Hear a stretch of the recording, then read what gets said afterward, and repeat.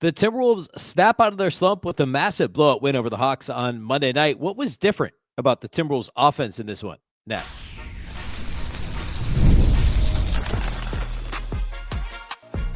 You are Locked On Timberwolves, your daily Minnesota Timberwolves podcast. Part of the Locked On Podcast Network, your team every day. Hello and welcome to the Locked On Wolves podcast, part of the Locked On Podcast Network, now the #1 sports podcast network. Happy Tuesday, everybody. I'm Ben Beecken, and welcome to the Locked On Wolves podcast. This is a Victory Tuesday after a Timberwolves blowout win over the Hawks on Monday night, a much-needed blowout win in the face of in the wake of a blowout loss against the Clippers on Sunday. The Wolves having lost 3 out of 4 coming into Monday night's game against Atlanta and winning on a back-to-back. The Wolves are, I think, 7-3 on back-to-backs this year. Just one game now until the All-Star break. But suffice it to say, this was a much-needed victory for the Wolves. And we'll get into what was most, I guess, notable about this one. The Timberwolves offense was fantastic early. We'll talk about what was most different between the miserable offense the Wolves showed against the Clippers on Sunday and the fantastic offense we saw for the majority of the game on Monday night. In fact, I like no other better way to say it than through 3 quarters against the Clippers on Sunday, Minnesota had 59 points, their lowest total of any game this season. Or actually, I think it was tied for a franchise low at the end of 3 quarters. At halftime against the Hawks on Monday, they had 81 points, which is tied for a franchise record for a first half. Just incredible. Night and day between Sunday and Monday. We'll talk about what was most different. Also, a lot of Ayo Dosunmu talk. He was fantastic in this game. Actually, the Wolves' second leading scorer. So a lot to get to here. Big thank you off the top for making Locked On Wolves your first listen every single day. Of course, this show is free and available everywhere. That includes YouTube as well as all of your favorite audio platforms. Wherever you like to listen to podcasts, you can find Locked On Wolves. All right. So setting this one up, of course, the Wolves lost a bad game to the Clippers, as I already talked about on Sunday. This game, the Hawks have been really up and down. Obviously made a bunch of trades just prior to, or I guess going back to the Trae Young trade, roughly a month ago, and then a couple trades leading into the deadline and just prior to the deadline. So Porzingis goes out. Obviously, Trae Young has gone out. Some other trades, Jock Landale acquired along with CJ McCollum and Buddy Hield, and just a bunch of new guys, a bunch of new faces in the rotation for the Hawks. And then on top of that, Dyson Daniels doesn't play in this game. Jalen Johnson's out with an injury as well. So 2 extremely important members to the Hawks, both this season and obviously into the future. Both really exciting young players. Jalen Johnson, an all-star, just a fantastic player. So obviously shorthanded Hawks team, right? Like, we can't get around that. It is what it is.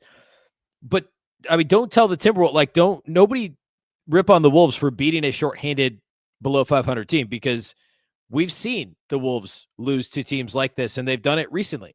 You got to play who's in front of you. The Wolves have played good teams better this year and bad teams worse. So in a lot of ways, this game was just as impressive as any other win the Wolves have had, because they had to buckle down after what has happened, going back to the Pelicans on Friday and then the Clippers on Sunday. This was a absolutely vital win for the Timberwolves. As silly as that may sound, it just was. And I guess we're now 2/3 of the way through the schedule. So everything's magnified at this point. Now they'll undo all the goodwill here if they go out and lay an egg on Wednesday night against Portland, but that's neither here nor there for this conversation. What I want to talk about is what I alluded to in the open here, or what I mentioned in the open. The Wolves had 59 points through 3 quarters on Sunday. They had 81 points at halftime on Monday. Now, the most obvious answer here is ball movement. And I talked about this a little bit. Sunday was a combination of things, right? The ball movement wasn't great early, and then they just missed open threes when they got them. They were 3 of 18 on 3-pointers at halftime. In this game, the ball movement was actually really, really good. They had basically as much assists at halftime, like within a couple, I think, of where they finished the game on Sunday. The ball was snapping around the perimeter. There was great movement. There was great pace, both in terms of and when I say pace, I don't just mean number of possessions or transition opportunities, although that was good. Minnesota's fast break was working in this game. But there was actually pace to the half-court offense. What I mean by that is there's flow. They actually got into some sets. The ball snapped around the perimeter. It changed side to side, right? It wasn't stuck on one side. It wasn't just a Julius ISO or an Ant ISO. They also had a concerted effort going to try and get Jaden McDaniels going early in this game, and that was something Chris Finch mentioned following, I forget which loss this, I think it was actually Sunday's loss, about how Jaden and Dante DiVincenzo, like if they're not getting opportunities, the Wolves are not succeeding offensively. And they made a concerted effort to get McDaniels going early, calling some early plays for him. And I thought that was really great. I thought that was smart for Finch to do that, and I thought it was executed pretty well by the guys on the floor.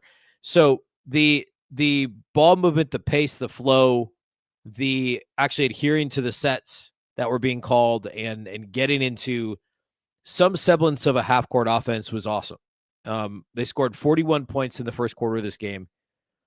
Now, the problem is Atlanta scored 34. The defense actually wasn't all that much better than what we saw for a lot of the game Sunday. There were multiple just miserable blown coverages. I think the two most egregious ones were both situations where Ant just didn't stay in front of his guy. And then there was no communication on the back end of like somebody, the low man stepping up, or if Ant thought it was a switch, nobody was saying so. Like just bad blown coverages. And Chris Finch was rightfully apoplectic after each of those. And actually, that's something that stood out to me in this game is Chris Finch had something of a lack of patience. Like Chris Finch has been dragged in the past for not calling timeouts when the wheels start to come off, and for kind of hanging out and like not being demonstrative in a lot of times or a lot of cases. There was less of that patience in this game. And I say that as somebody, I said yesterday on the show, I'd be absolutely shocked if Chris Finch was fired before the end of the season, no matter what happens, short of like a 15-game losing streak, right? Like it just isn't going to happen. Nor should he be, to be clear. But it felt like, and I don't know if the urgency was, I don't know that it's job related. I'm not trying to speculate that, or if it's just simply we've been bad, which is obviously what motivates coaches. It was like, all right, it was almost like the sense of we can't trust this team to figure things out on their own. I got to actually call timeout and get into guys. We saw him get into Ant at least once on the sideline in this game, which isn't unusual, but it seemed like there was a little bit of a shorter fuse for Chris Finch in this game toward his players, not the officials, towards his players. And it's understandable. And the players responded. Like, again, Minnesota scored 41 points in the first quarter, but they were only up 7 at the end of the first frame because the defense was pretty lackadaisical. I thought, as the game wore on, the defense got significantly better, which is important because the offense dried up just a little. Dried up isn't the right phrase, but we'll talk about this in a minute. But the Atlanta switched to his own in the second half for long stretches, and it worked really well in slowing the Timberwolves down. But the first half, some of those blown coverages were terrible. And thankfully, the offense was humming right along. Atlanta's defense was bad, and the Wolves were making shots. The other thing that kept the Hawks in this game, and at halftime, so this was a 7-point game at the end of the first quarter, but it had ballooned to a 25-point lead at halftime for the Timberwolves.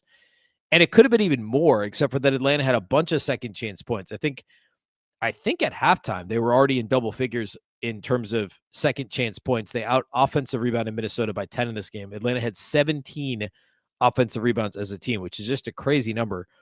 Now, they didn't shoot the ball that well from the field, so certainly there were more opportunities to grab offensive rebounds. If you make all your shots, there aren't any opportunities, right? So that's part of it.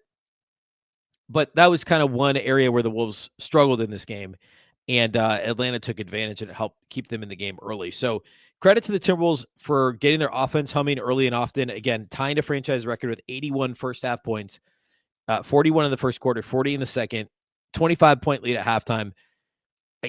The first quarter defense was not great. That's the only thing you can really complain about in this game. I guess the other thing would be the initial response to the Hawks zone. So I want to get a little bit into, as the game wore on, Atlanta switches to zone, what the Wolves ultimately did to try and handle that. We'll get into some Ayo Dosunmu talk as well, because he was fantastic in this game in his second game. Second game overall, and also second in as many days in a Timberwolves uniform. We'll get into all that here next. We'll eventually close the show here with individual studs and duds, as we always do on the post-game pod. Today's episode of Locked On Wolves is brought to us by our friends at ZocDoc.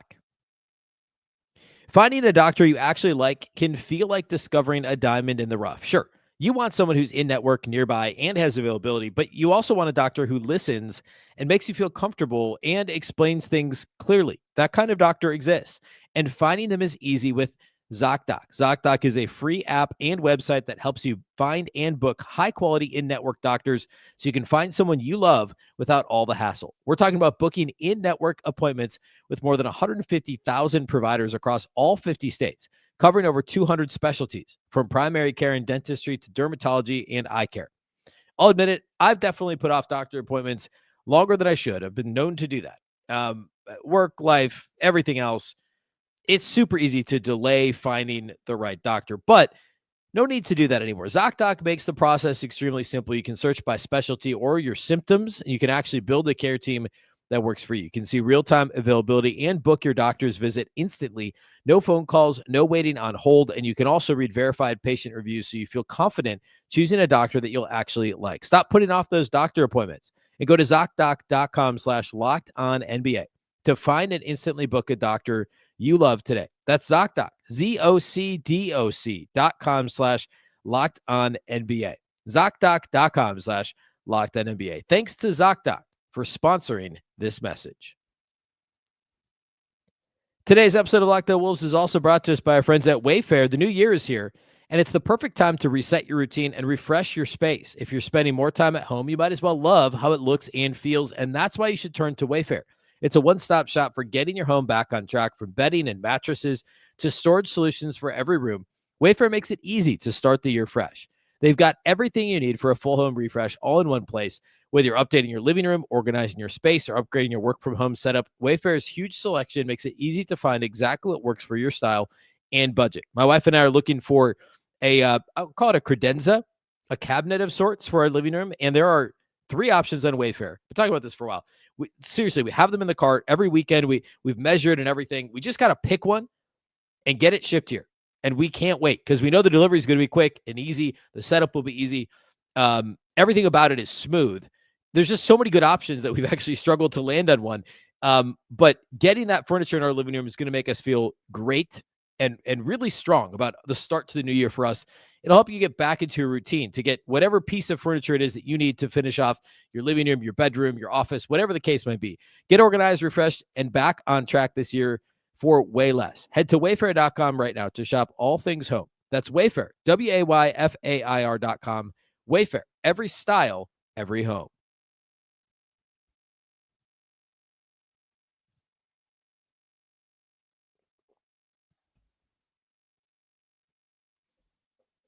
Big thank you once again for making Locked On Wolves your first listen of the day. And of course, thanks for helping to make Locked On the #1 sports podcast network. If you've not done this already, please go check out the new Everydayer Club. You get access to an ad-free audio feed for Locked On NBA. It's compatible with Apple Podcasts, Spotify, and every other major podcast app. You also get an invite to the members-only Locked On Everydayer Club Discord server. It includes a group chat just for listeners of this show. There's also some general NBA channels as well in there. I've been really active in the Locked On Wolves channel. It's been a ton of fun, especially around the trade deadline, just getting in there and talking throughout the day about various, at the time, potential trade ideas, and also the aftermath of the Conley trade and the Dosunmu trade and everything else going on. Lots of great opinions and Wolves fans in there. So go check it out. And to sign up, you go to LockedOnWolves.supercast.com or just click the link in the show notes to learn more. All right. So we talked about the start to the game, the Timberwolves offense actually humming, moving right along, and the Hawks, credit to Quinn Snyder, threw a wrench in things in the second half. They deployed a zone. They started to do this in the third quarter, and Minnesota got up they were up 25 at halftime. They pushed it to 31 in the third quarter. The Hawks deploy this zone, and it really did mess the Wolves up. Like, not to the level of, remember the game last year wasn't it early April, late March, where like they were up 20 in the fourth quarter, 23, whatever it was. The Bucks rolled out a zone, and the Timberwolves just like forgot how to play basketball. It was like watching like a kid's team face a zone for the first time. Like, this is really what it was. And we talked about how, a couple years ago when Slow-Mo was on the team, they just plopped Kyle Anderson right at the nail and like he'd figure it out. None of that last year was happening. Early this season, we saw some speed bumps against the zone for the Timberwolves offense, but by and large, the numbers all kind of showed that the Wolves handled it pretty well. We spent some time talking about this earlier this year. We haven't really had time to dig into it. Also hasn't really cropped up in a while. But, I'd gone on Synergy earlier this year and talked and researched, we talked about how the Wolves were one of the best teams against zone, and they're one of the best isolation teams and all that stuff. We haven't seen it in a while. Well, Atlanta did it, and it worked. The Timberwolves offense ground to a halt at one point in the third quarter, especially compared to the other three quarters of this game. And eventually the way the Timberwolves solved it, well, first, Atlanta did a pretty good job with it, and they've got some good length on their roster, even without Jalen Johnson on the floor and Dyson Daniels and some guys. It's still effective length, right? And for whatever reason, the Timberwolves seemed hesitant to screen the zone, which was a problem. And they also didn't, like, when they had their Nas, Rudy, Gobert lineups on the floor, like, nobody was getting into the middle of the zone and really doing damage. Effectively, the Hawks weren't worried about either one of those guys doing that. Well, when Julius Randle got back on the floor, the Timberwolves stuck him at the free throw line, and he facilitated. And for the game, it was to the tune of a triple-double. 18, 12, and 10 for Julius Randle. He didn't finish off the rebounds until he got like 4 rebounds in the last 2 minutes of this game. But he got to the 10 assists earlier, and he was good when he was in the middle of the zone, kind of distributing and being a hub of sorts. And we've heard Chris Finch talk about Julius Randle as a hub before and how important that is to this team's success offensively. And he was good in this game. Really, obviously, he had a triple-double, but I thought that was kind of like the triple-double is what stands out. But, I mean, this thing got down to, what, 16, 18 points, something like that, after they led by 31. And normally you wouldn't be too concerned, but with the way that the Timberwolves have allowed comebacks to inferior teams throughout this season, I felt like the thing was teetering just a little bit. And Julius Randle was, again, massive in not allowing things to spiral too much. Very strong performance from Randle. And kudos to the Timberwolves staff for putting him at the nail and just saying, like, hey, man, you just got to distribute. He was really effective doing that in this game. So that's how the Wolves kind of overcame that zone, which did slow them down. And then thankfully they got that push in the fourth quarter just enough. Ayo Dosunmu was a big part of that. We might as well talk about him now. He was fantastic in this game. And I made this comp the other day on the show. And I don't remember if it was the show with Jack or if maybe it was yesterday. It's running together at this point, going all the way back. We're a week away or a week past the Conley trade, which feels like it was, I don't know. Part of me feels like it was yesterday. Part of me feels like it was 2 weeks ago, but it was a week ago today. And on one of the shows, I'd mentioned that kind of the fully realized version of Ayo Dosunmu is kind of, well, I should say it a different way, a better way. A fully realized version of Terrence Shannon Jr. is Ayo Dosunmu. Like, that's what the goal is, right? And Shannon's a little bigger, and he's more of a wing than he is elite guard. But the playing style and the pushing the pace in transition and it's 1-on-3, that's fine. I'm going to take it to the basket. Or I have a 3-on-2, that's fine. I'm going to take it to the basket. And as long as it works, 75% of the time, like, you're going to be all right. And I don't know that he missed a layup in this game. He missed 2 threes. He was 7 of 11 on, no, that's not right.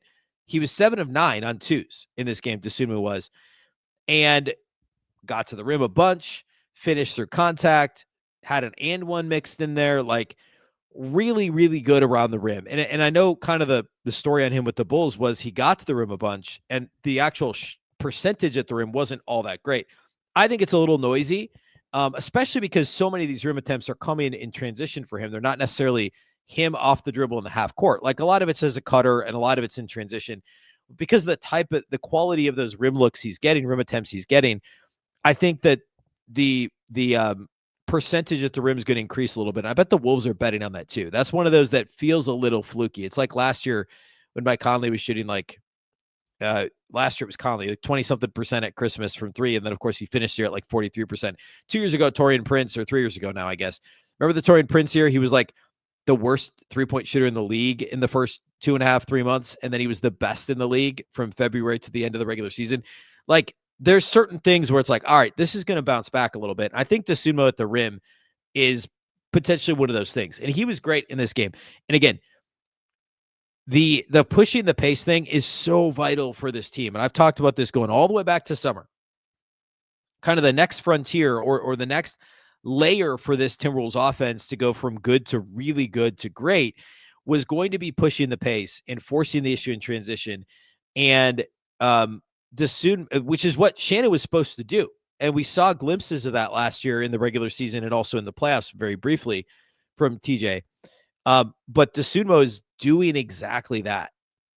And then he knocked down threes when he had the chance. He was 2 of 4 on threes. Pushing the pace was super important and super effective. And he's good defensively, too. He's a better defender than Shannon at this point. It's tough to evaluate what we saw from Shannon earlier this year when he was playing through the foot issue, but the defense was not as good as it needs to be for TJ when he was on the court. But like Ayo was great in this game. And exactly what the doctor ordered. He ended up finishing second on the team in scoring in a well-balanced scoring effort for the team. We'll get into this a little bit here in a minute, but and also similarly, because he's not going to make studs and duds, but Bones Hyland was awesome in this game. He was the only Timberwolves player that managed to be a negative plus minus, and he only played 15 minutes, but he was a big part of the offense being as good as it was. I mean, he was on the floor when they were struggling against the zone in the third quarter, which is why the plus minus is wacky, but it was like, it's not like it was his fault that they couldn't handle the zone. Bones is probably the one guy who irrationally, the irrational confidence to just like, yeah, I'll pull from anywhere. He's not the only guy. They got a lot of guys like that. Dante and Nas, whatever. But Bones Hyland, 13 points, 5 of 7 shooting, 3 of 5 outside the arc, 5 assists. He continues to just play extremely well, extremely confidently on offense. So really good to see that out of Bones Hyland. Quickly, Nas Reed ejected in this game. I don't feel like I'm burying the lead. This was actually kind of like a weird sideshow for this game. It was like 8 seconds into the fourth quarter when Nas Reed and what's the guy's name? Muhammad Gay on the Hawks got into it. And Gay, I had noticed that Gay had been a little physical. And actually, Okongwu was, I don't want to say over the top, but maybe a little more physical than he needed to be at times in this game. Like at one point, Okongwu grabbed Dante like around the neck, and Gay was really kind of throwing elbows in there a little bit. And he fouled Nas and then also shoved him. And then he tripped over somebody else's foot. And Reid got up, took exception, and got into Gay's face and grabbed each other's jerseys. They both get ejected. Randle and Jock Landale each kind of getting involved in terms of trying to play peacemaker, and Landale just had like scratches all over him. Of course, the Wolves just saw Jock Landale with Memphis here just a couple of times in the last few weeks. So that was kind of crazy. Hopefully there's no suspensions. I mean, they were both just grabbing jerseys. Nas looked like he was kind of maybe sort of trying to throw a punch, but it was hard to tell because they were each trying to get away from each other's grasp. So definitely a weird sideshow to this game, but nice to see the Wolves show a little bit of, we'll call it passion. I mean, there was the Julius Randle, Chris Dunn near dust up that ended in just technicals for each of them on during Sunday's game. So, a little bit of dog days angst, I think, from the Timberwolves for sure is what we're seeing. But I guess good to see Nas be willing, and Nas is always kind of willing to get into it, but you'd rather have that than the opposite, right? Okay, let's close with studs and duds. We'll take a peek at what's next the rest of the week here at Locked On Wolves. We'll do all that here next to close out the show.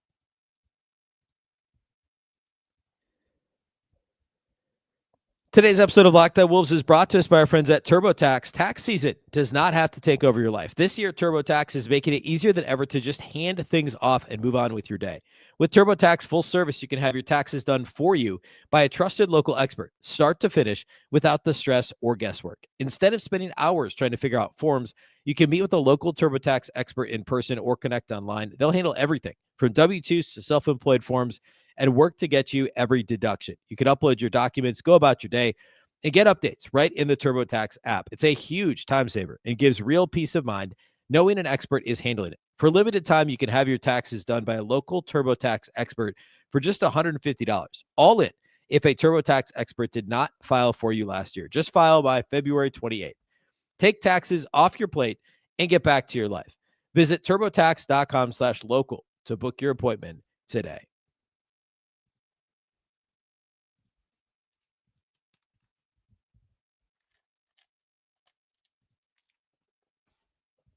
All right, closing here with individual studs and duds. Pretty easy ones here today. The Timberwolves actually had a really well-balanced offensive attack. I thought Ant was really good early. He didn't exactly go blow for blow with CJ McCollum. McCollum was just nuts. He had 16, 18 in the first quarter, was over 20 at halftime, finished with 38. But Ant did enough in the first quarter and finished with 30 points on 21 shots. I think he was 4 of his first 6 or 7. I think 4 of 7 to start from outside the arc, missed his last 4 threes. And actually only had 5 free throw attempts in this game, which is low compared to what we're used to seeing from Ant here recently. I thought he showed a lot more life defensively, more deflections, more physicality. Now, I mentioned earlier he got blown by a couple times early in this game, but in general, especially the off-ball defense, looked a lot better from Ant than what we've seen lately, and that matters. You'd love to see it all the time, but it's progress. 30 points on 21 shots, 4 of 11 shooting outside the arc, 6 boards, 6 assists. He did have 4 turnovers, but he had 3 stocks in this game as well. So a nice Anthony Edwards performance to be sure.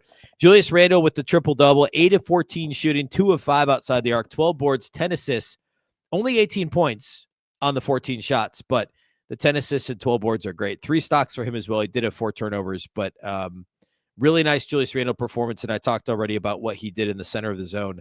That was super important. So great game from him. Man, I don't know, actually. This was such a well-balanced game. Like, Rudy was good. He had some weird moments. He was a perfect 7 of 7 from the field to get his 18 points. My last stud is between Jaden and Ayo Dosunmu. I think I have to go with Jaden because I think he was better defensively and at a more pivotal part of the game.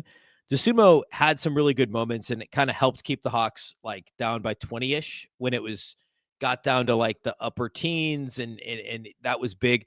But I think in the first half, Jaden McDaniels was great. He had 18 points on 7 of 11 shooting, 2 of 3 outside the arc, 5 boards, 3 assists for Jaden, and 5 stocks. And he had, of those 5 stocks, 4 of them were block shots. 4 blocks for Jaden McDaniels. Really dominant defensively in this game. A couple just smothered shots that he had, and offensively was good. I thought he was appropriately aggressive. Had a couple just poster dunks, just massive dunks in this game that were just legit. One in the first half, one in the second half. A well-rounded game from Jaden. So I'm going to go Randle, McDaniels, and Edwards as my 3 studs. Dosunmu's an honorable mention. Talked about him already. I think his ability to push the pace and get an easy 20 points. I mean, he averaged, 15 and a half with the Bulls. Like, this dude's not scoring like how Ant is scoring primarily. He's pushing pace and scoring there and scoring with catch and shoots. That is the perfect player for this team. It's what TJ Shannon was supposed to be, and maybe still can be, or certainly can still be, but might still be, right? Like, he can do it. Will he do it is the question. And if he comes back, when he comes back from the foot injury, I don't know what kind of role he won't be handed one, but I'm hoping he gets an opportunity. Put a couple of these demons out there with Dosunmu and Shannon, who I've called a terror in transition since they drafted him from Illinois a year and a half ago. There's a lot of upside to where this offense could go if they continue to push the pace with guys like that. No duds in this game. Nas didn't play great, but he wasn't terrible either. Jalen Clark was pretty good in the 5 minutes he played. Some defensive stints here and there, end of quarter situations. He did knock down a 3. I thought he was good.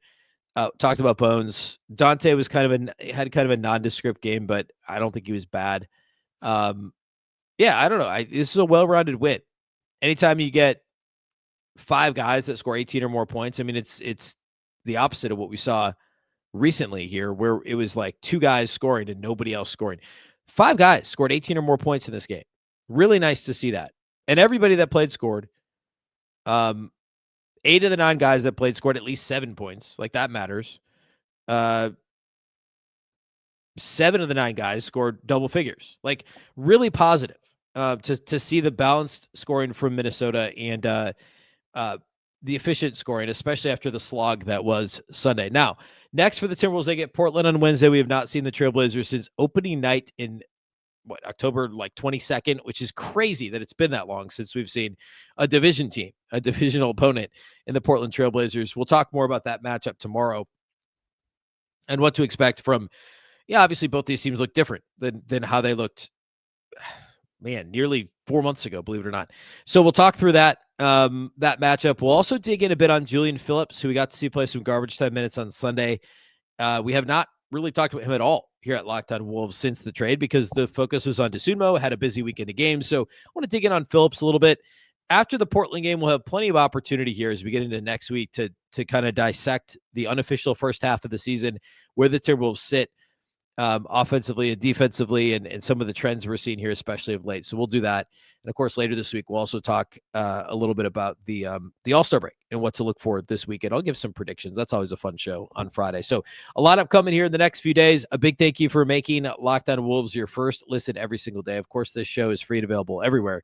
That includes YouTube as well as all of your favorite audio platforms.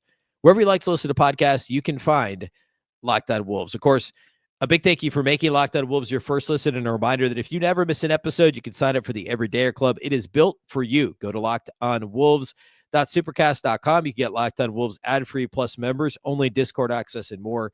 Again, lockedonwolves.supercast.com to join the club. If you're watching on YouTube, we'll send you to the first ever 24/7 National NBA YouTube channel after this episode. If you're listening on audio, make sure that you make your second listen the NBA Game Night Show on Locked On NBA. It's a fantastic show, a great kind of whipper on the league after a busy night of games. Of course, Locked On Wolves is part of the Locked On Podcast Network. Remember, the Locked On Network is your local experts on all the biggest stories. Once again, I'm Ben Beecken. This is the Locked On Wolves podcast, and we'll catch you next time.